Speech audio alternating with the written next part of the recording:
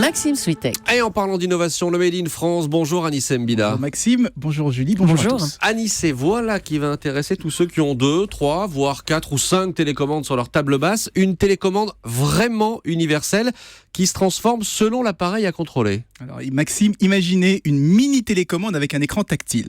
Vous la pointez vers les enceintes, pop, 2 boutons apparaissent, régler le volume, changer de musique. Vous la pointez vers le thermostat, pouf, réglage de température. Vers la télé, changement de chaîne. Idem pour les volets, les luminaires ou le DVD. Les touches vont apparaître, disparaître automatiquement selon le type d'appareil qu'on pointe. C'est la première télécommande contextuelle au monde et elle a été inventée en France, monsieur, à Issy-les-Moulineaux, par la société Seven Hugs. C'est Issy-les-Moulineaux, c'est dans Dans le 92, les les Hauts-de-Seine. Hauts-de-Seine. Une télécommande contextuelle, c'est ce que vous avez dit. Comment elle fait cette télécommande pour savoir quel appareil est pointé comme ça ? C'est pas magique, hein. Ils repèrent la position de la télécommande avec 3 capteurs qu'il faut au préalable installer dans la pièce. En fait, ils font de la triangularisation.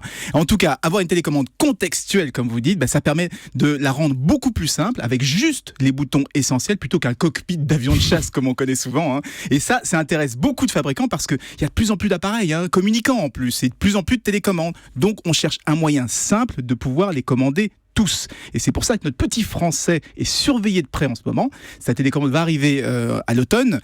Et si elle tient ses promesses, il se murmure déjà que des géants américains et asiatiques sont très intéressés et voudraient bien le racheter. Mais attendez, notre téléphone portable, il n'était pas censé devenir justement cette télécommande universelle ? Si, mais tout le monde en est revenu, parce que c'est beaucoup moins pratique un téléphone. Il faut le déverrouiller, trouver la bonne application, la lancer, attendre qu'elle se connecte à l'appareil. On a vite fait de se lever et d'appuyer sur un bouton. Donc oui, la vieille télécommande des grands-mères est a toujours de l'avenir. C'était l'entreprise donc Seven Hugs pour cette télécommande contextuelle du Made in Hauts-de-Seine. Merci beaucoup Anissé Mbida.